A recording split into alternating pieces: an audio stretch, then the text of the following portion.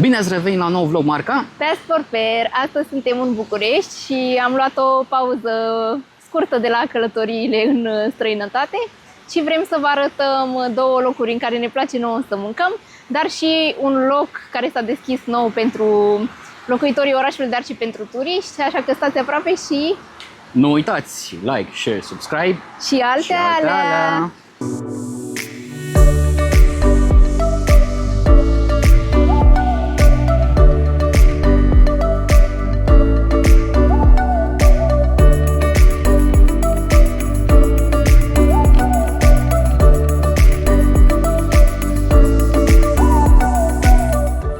Înainte de a ajunge la Palatul Cotroceni, ne-am decis să trecem pe la poate cea mai bună cafenea din București, cel puțin pentru noi o considerăm cea mai bună cafea. Am ales să luăm un cappuccino cu lapte de ovăz, cred că. Și pentru mine o mică gustare, niște ouă turcești cu humus, miroase foarte bine și se prezintă excepțional. Și n-ai zis care este cafeneaua noastră preferată din București, este Cafeneaua Nației și este un loc care nouă ne place destul de tare de când l-am descoperit acum vreo un an și jumătate. Dacă Marius a luat ouă turcești, eu mi-am luat avocado smash, deci un toast de avocado cu o pășată deasupra și cu niște semințe de rodie, arată super, super bine. Și cred că este delicios. Ce vreau să spun despre ce și-a luat Marius este că vine însoțit de un iaurt care este absolut genial, nu mai puteam opri din mâncat efectiv. Super, super. Am ieșit de la brunch-ul nostru de astăzi. Costă 14 lei, a fost nota totală de plată, cu tot cu tips, undeva la aproximativ 20 de euro. Relativ cu prețurile pe care le-ați mai văzut în vlogurile noastre, consider că este mai mult decât decent. Da, și având în vedere faptul că această cafenea este în centrul orașului, într-un loc super, super bun, iar calitatea produselor este cea mai bună. Au cafea de specialitate, iar mâncarea absolut delicioasă și un aspect pe care nu l-am precizat înainte este faptul că meniul lor conține feluri de mâncare fără carne. Deci eu vă lacto-vegetarian, aș putea spune? Da. Mai am încă un concept store sau ceva genul, ceva similar în Ploiești, dar se numește Teatrul Nației.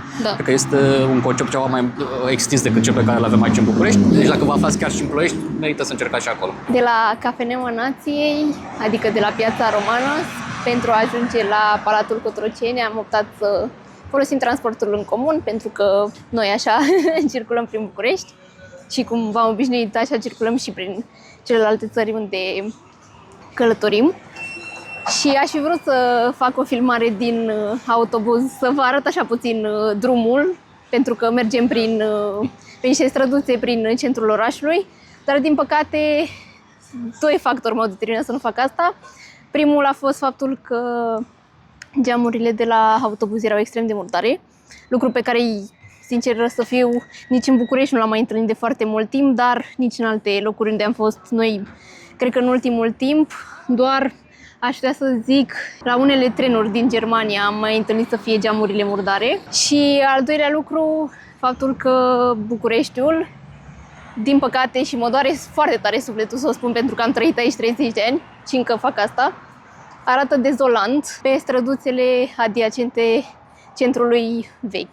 Și când mă refer la centrul vechi, mă refer la toată zona Piața Unirii, Piața Victoriei, Piața Romană, Universitate și așa mai departe. Cu toate astea trebuie să recunoaștem că, costul transportului comun este între cele mai mici în Europa. Da. Adică eu n-am mai auzit nicăieri să coste atât de puțin ca în București.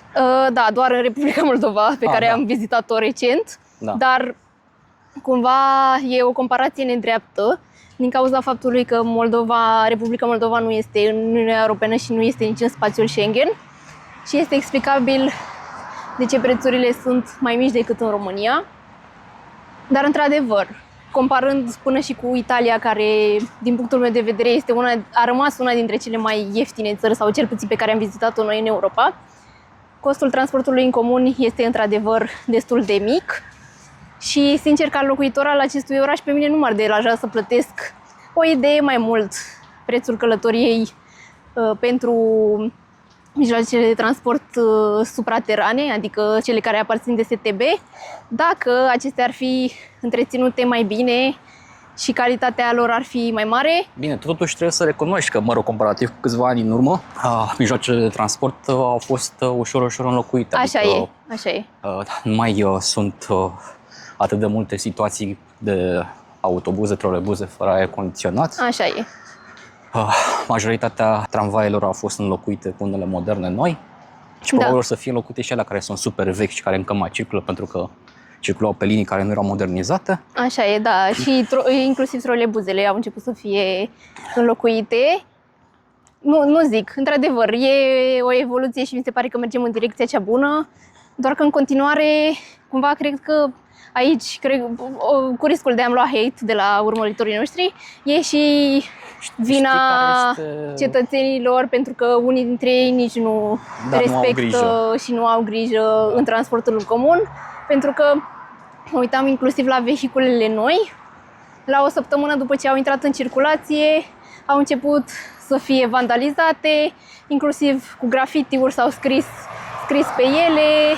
Înainte de a intra la Palatul Cotroceni am văzut această casă absolut superbă și chiar mă bucur că nu a fost lăsată în paragine, pentru că, deși ne aflăm într-unul dintre cele mai scumpe cartiere din București, din păcate încă mai sunt case și domenii lăsate de izbeliște și mă bucur să văd din ce în ce mai multe astfel de case renovate și întreținute.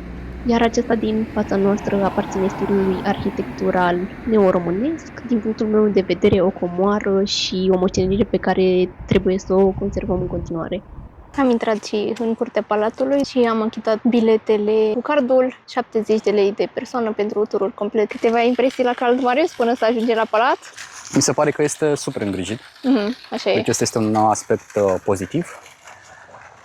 Și e foarte liniștit, așa e, ca o oază. Foarte politicoși oamenii care ne-au controlat la intrare. Da.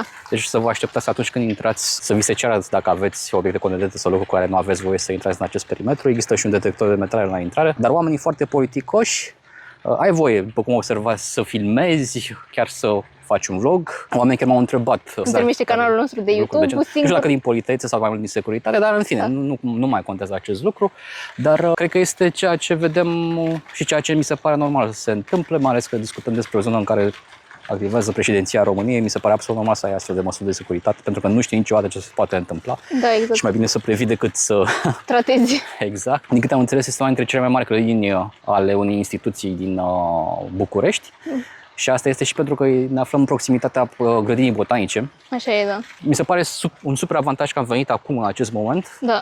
E spre sfârșitul verii, totul este încă înfrunzit, înflorit. Și e chiar plăcut să te plimbi pe aici. Eu zic că pentru o zi, un weekend, când vii în București ca turist, merită să încerci această experiență, din punctul meu de vedere.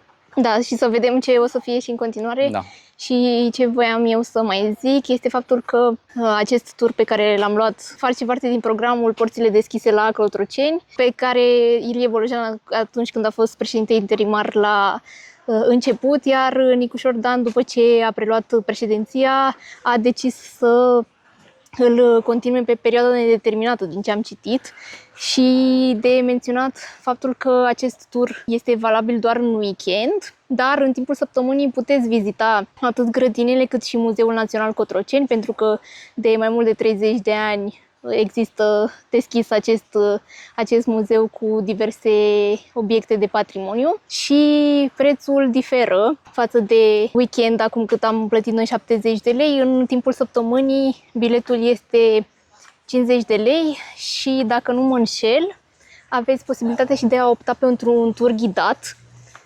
Sincer să fiu, nu mai țin minte dacă turul ghidat este contra cost sau intră în prețul de 50 de lei, dar vă puteți interesa pentru mai multe detalii pe site-ul Palatului Cotroceni, pentru că acolo veți regăsi toate informațiile de care aveți nevoie. Merită să veniți să vizitați locul acesta, pentru că încă nu este atât de turistic și chiar puteți să vă bucurați de el în voie. Biletele astea, în situația în care sunt din ce în ce mai mulți turiști care sunt atrași de zona asta, sumele care se strâng se duc probabil către bugetul președinției și, nu știu, mai renovezi ceva, mai faci ceva. Probabil că este iarăși un lucru foarte bun ăsta. Da, așa e.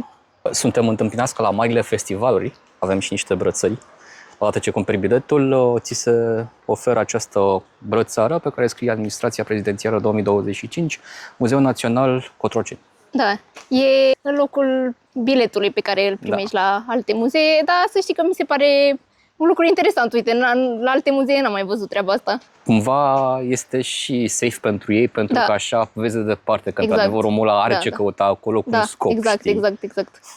Adică și culoarea, dacă te uiți, e o culoare pe care o poți remarca de departe, știi? Da.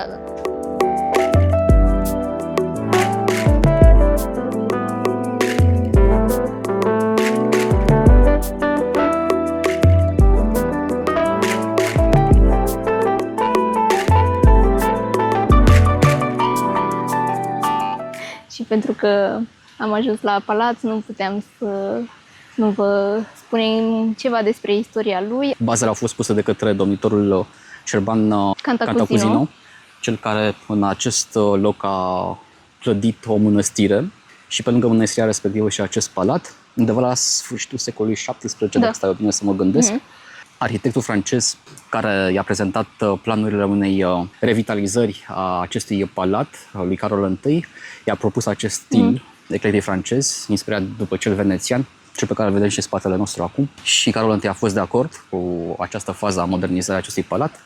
După asta, în timpul reginei Maria, au existat multiple modificări, mai ales în zona interioară, inspirată de Art Nouveau. Art Nouveau, dar iar la exterior complexul a fost extins. În stil neoromânesc. Stil caracteristic perioadei respective. Și ce voiam să mai zic despre arhitectul care a regândit complexul în perioada lui Carol I este faptul că el a fost și arhitectul care a creat designul pentru Palatul Cec de pe Calea Victoriei din București și a fostului Palat Regal, actualmente Muzeul Național de Artă, tot pe Calea Victoriei, vis-a-vis de Ministerul de Interne, dacă nu mă înșel. De unde s-a ridicat Ceaușescu cu elicopterul? Da, exact. De la țeapă. De la cartof în țeapă. Și pentru că tot a menționat Marius de Ceaușescu și de comunism, din păcate sau din fericire, nu știu cum să zic, în perioada comunistă acest palat a devenit Palatul Pionierilor. Da, și tot atunci, 1977, cu ocazia, din păcate, a Marelui Cutremur în 1977, o parte semnificativă din construcția care a fost ridicată inițial a fost afectată, urmând ca partea afectată să fie totuși reconstruită în forma pe care o vedem în acest moment.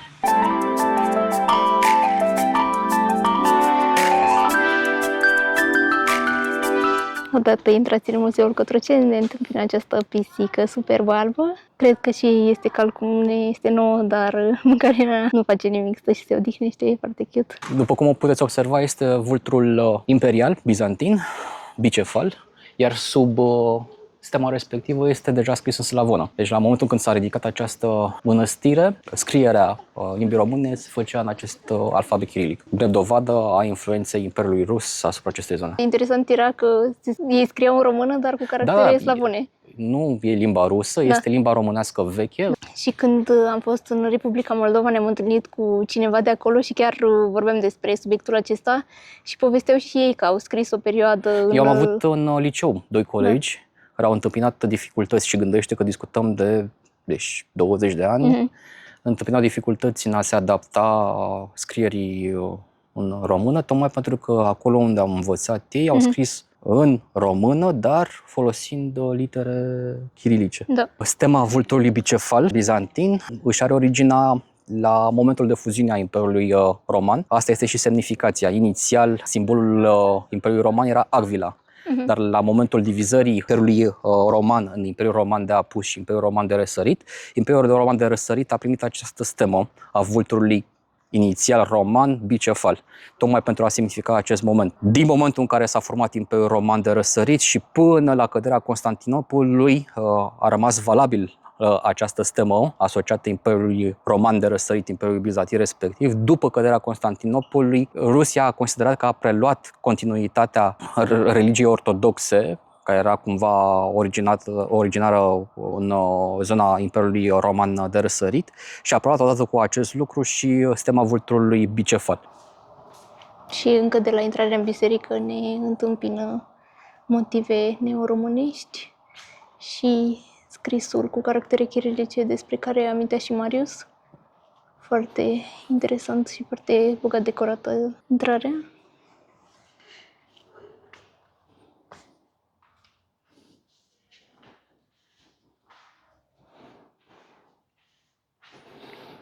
Observ că biserica a fost complet renovată, însă probabil că astea au fost ferestrele care existau inițial. Nu știu prin ce modalitate a fost cumva decupată de pe soclul inițial, prezervate și după restaurarea bisericii observ că au fost repuse probabil în același loc în care existau original. Probabil, da. Uite, tot aici este și mormântul lui Șerban Catacuzină. Ah, ok.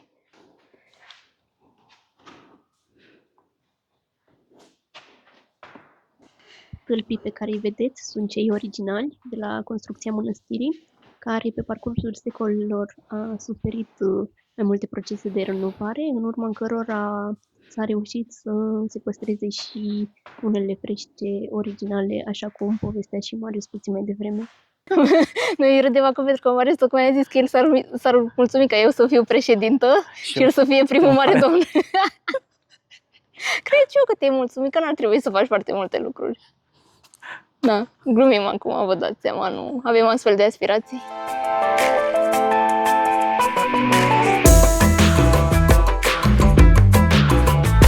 Am intrat și în Muzeul Național Cotroceni, iar holul de la intrare este absolut impresionant, în stil baroc. Este o capodoperă și foarte, foarte grandios.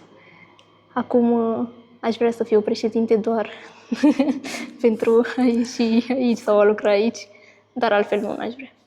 Să fie foarte clar pe vlog.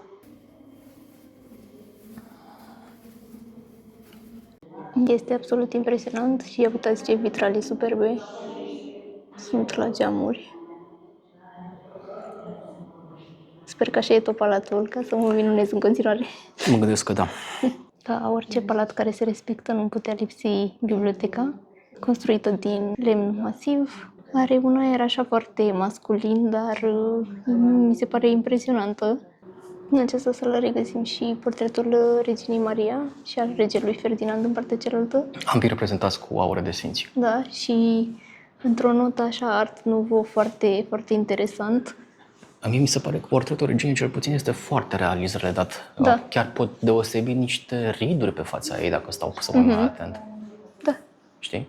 Oricum, foarte impresionant interiorul muzeului Cotroceni și regăsim și aceste uși decorate bogat, absolut superbe. Văd că este și un majordom acolo. Da, doi, cred Ori o că. sală de consiliu, ceva de genul. Da. Și Presupun. vezi ce scaune frumos și bogat decorate cu motive tradiționale. Uite și vulturul, foarte, Ăla foarte este interesant. vulturul Valah. Da, da, da.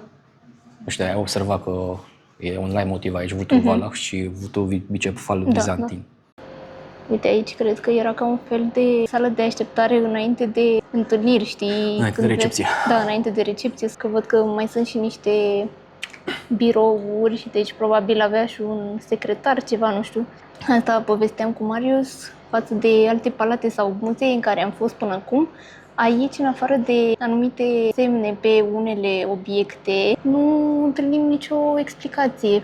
Da. Unde ne aflăm, ce sală e. Vă puteți uita la vlogurile noastre, de exemplu, din Charlottenburg Da. și fiecare sală avea cumva un semn indicator foarte discret, transparent, pe care scria cu cernală neagră exact ce e camera respectivă. Presupun că este dormitorul Reginei Maria aici. Acum nu știu. Da, sigur, un dormitor. Și Marius a făcut o glumă mai devreme că pe perete trebuia să fie răpirea din serai. Atât am putut noi acum. Greșit, d'accord. Da, era doar o glumă internă. Glumesc, da. Și foarte interesant aceste obiecte care sunt foarte bine conservate și în antecameră putem observa, cred că era un birou, tot așa din Da, lemn. e foarte interesant, da. Stilul, adică Da. numai lemn. Toată decorația din palat este preponderent realizată din lemn și cu aceste detalii sculptate. Am zis puțin mai devreme că nu sunt indicatoare nicăieri, dar ne-am întâlnit cu o doamnă care și ea, cred că, vizita Palatul. Nu, sau este era... un supraveghetor și era cred că un a fost supraveghetor. atent la ce spuneam și la faptul că eram de mulțumit și făceam comparație cu celelalte muzee la care aveai posibilitatea să afli ce vizitai de pe un panou informativ. În cazul în care sunteți avizi de informații și vreți să știți ce este fiecare cameră, la intrarea în muzeu trebuie să scanați un cod QR. Da. Cred că l-am văzut. L-am văzut, dar cred că l-am ignorat din simplu motiv pentru că ne grăbeam și voiam să intrăm aici să explorăm. Dar dacă scanați codul acela QR, înțelegem că aveți toate informațiile acolo. Aveți audio guide, puteți accesa audio guide-ul respectiv și cu siguranță aveți toate informațiile necesare pentru a vă da seama fiecare cameră ce își prezintă. Sau, cum a spus Irina puțin mai devreme, să luați un tur ghidat. Da, doar în timpul săptămânii, pentru că în weekend nu este, din păcate. Un punct foarte bun față de alte palate pe care le-am vizitat, mi se pare că este foarte bine întreținut și că totul chiar arată impecabil aici. A trebuit să ne punem niște acoperitoare de pantofi, datorită faptului că pe jos sunt așezate covoare cam peste tot prin palat. Persoane. Uite, că tot ziceam despre codurile QR care trebuie scanate, sunt și aici. Deci acestea sunt codurile QR. Aici e o sală de teatru, ce e? Sală de teatru, cinematograf? Cum e decorat și ce detalii. Wow, și tavanul este absolut superb. Cum ziceai și tu, e așa ca un hidden gem și care chiar e păcat să fie ascuns vizitatorilor și chiar locuitorilor orașului. Am trecut în partea de clădire care ține deja de administrația prezidențială deschisă numai în weekend de data asta. Cred că este cea mai recunoscibilă parte a întregului complex, pentru că aici au loc numirile de miniștri. Și toate evenimentele de protocol. Exact. Se numește Sala Unirii. Mi-a tras atenția steagurile de acolo, care sunt steagurile forțelor armate. Ok, nu știam. Foarte interesant. Oricum este sala pe care eu voiam să o vizitez și de fiecare dată când mă uit la transmisiunile care au loc de aici, admir ușile. Și tavanul este impresionant. Și tavanul, este absolut superb. Și chiar mă bucur că am avut ocazia să intrăm aici. Marius, președinte sau prim-ministru. Cum ieșim din Sala Unirii, unde au loc toate festivitățile de protocol, dăm de o sală unde noi presupunem că au loc întâlnirile particulare. Dacă este un președinte în vizită, mă gândesc, atunci președintele României și președintele care este în vizită sunt surprinși în poza la care are acces media în prima parte a acestei ședințe aici, după care cred că sala este eliberată de tot ce înseamnă media și rămân doar cei care trebuie să discute chestiunile politice importante. Aceasta este intrarea oficială de la Palatul Cotroceni, cea pe care o vedem în toate știrile despre vizitele oficiale la Palat și dă în acest hol pe care clar îl puteți recunoaște din toate conferințele de presă pe care președinții noștri le-au oferit de-a lungul timpului. Cred că sus, la următorul etaj, sunt birourile prezidențiale. Nu cred că avem acces acolo. Da, sigur. Păi, din câte vezi, sunt cordoane din acestea speciale. Oricum, foarte interesantă vizita la Palat. Merită să veniți aici dacă aveți timp și dacă vă plac astfel de locuri. Cel mai potrivit mijloc de a circula totuși în București mi se pare că este aplicația 24Pay. Cel mai potrivit mod de a cumpăra. De a cumpăra, da. Este cumva și extrem de flexibil, pentru că poți să cumperi atât un bilet pentru o singură cursă, care apropo e valabil 90 de minute. 90 de minute și costă 3 lei. 3 lei, da. Și pe alte intervale de timp, o zi, o săptămână, o lună chiar. Așa e, da. Din punctul acesta de vedere stăm chiar foarte bine. Mi se pare că stăm foarte bine față de alte orașe unde am fost și alte modalități de a cumpăra călătorie pentru mijloace de transport supraterane. Fac această mențiune pentru că în București companiile de transport public sunt încă separate, adică avem compania de metrou separată, pentru care trebuie să plătești călătorie separat, și transportul public suprateran, pentru care, din nou, trebuie să plătești alt bilet. Există și posibilitatea de a cumpăra bilet pentru ambele modalități de transport, însă ai nevoie de card fizic. Da, nu este integrat pentru că cele două societăți corespund două instituții complet diferite. Nu? Da. Adică, de exemplu, metroul stă în continuare în subordinea Ministerului Transportului, Ok. iar regia de transport din București, societatea de transport din București, face parte din Primăria București. Dar revenind, vă mai spun, mai sunt două modalități de a cumpăra bilet pentru călătoria cu transportul suprateran.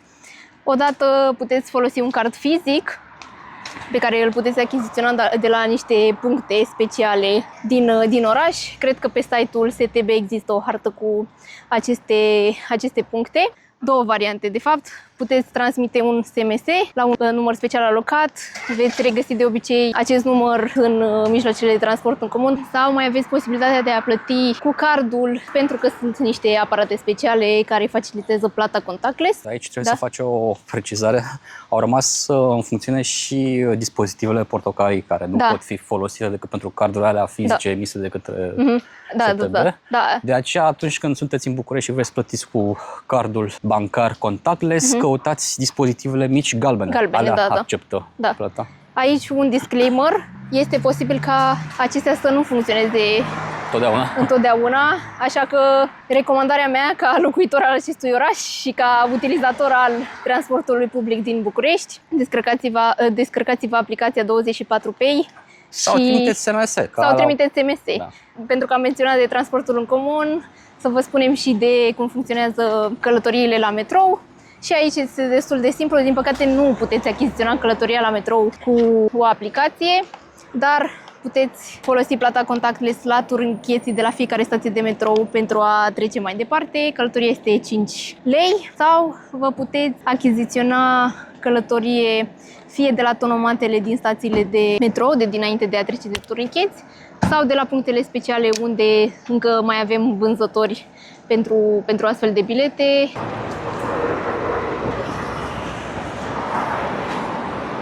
Cel mai drăguț tramvai din București tocmai a trecut.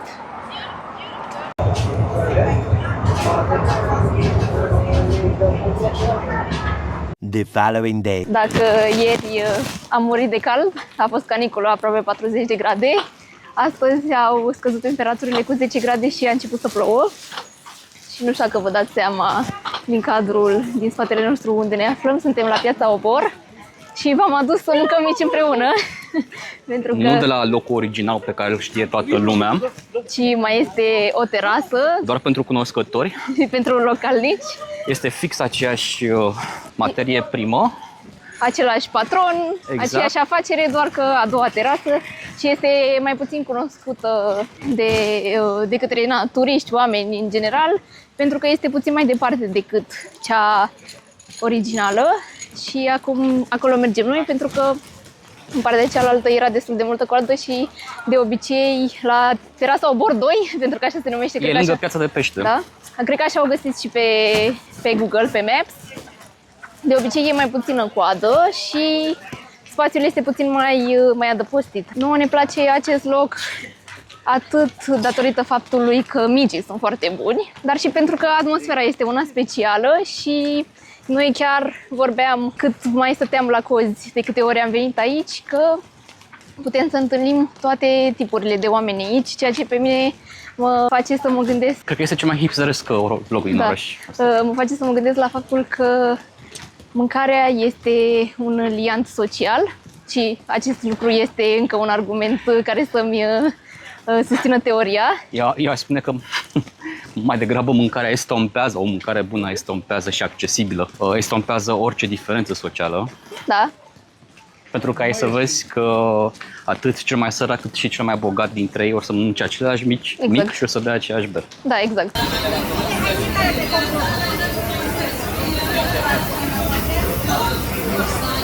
asta am să vă zic un mic secret privitor la cum se mănâncă micii și diferența între un mic umblător și un mic neumblător. De ce sunt două scobitori respectiv una?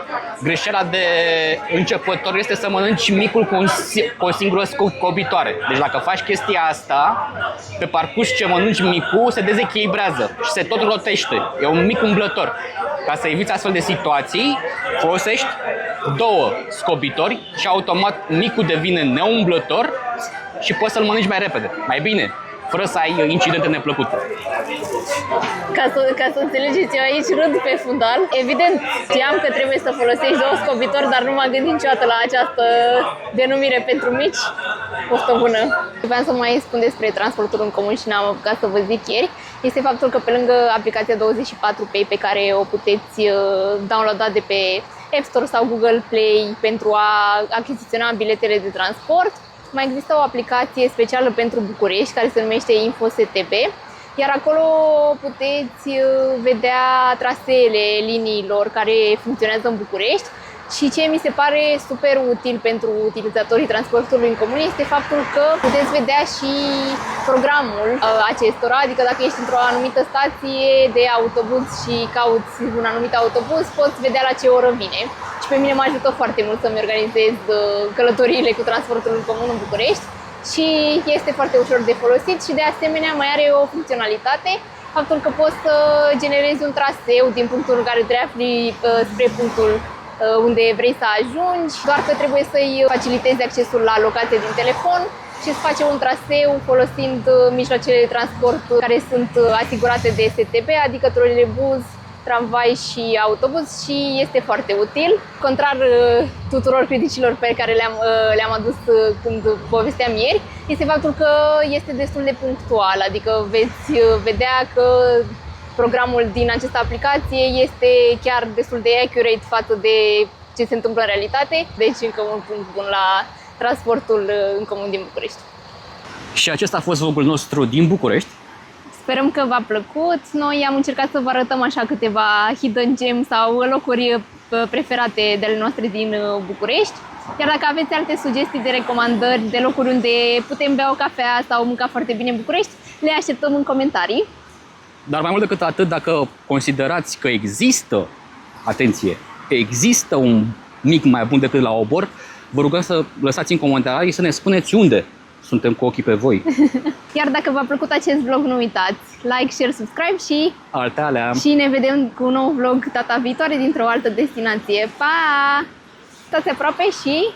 Nu uitați, like, share, subscribe și altealea. Păi tot din ca să pun la bloopers. Lecția de istorie cu Miruna și Marius. Da, exact. Asta va intra la bloopers. Nu, hai. Lecția de istorie cu Miruna și Marius. Doamna la palat, vine și vagabondul, stai așa.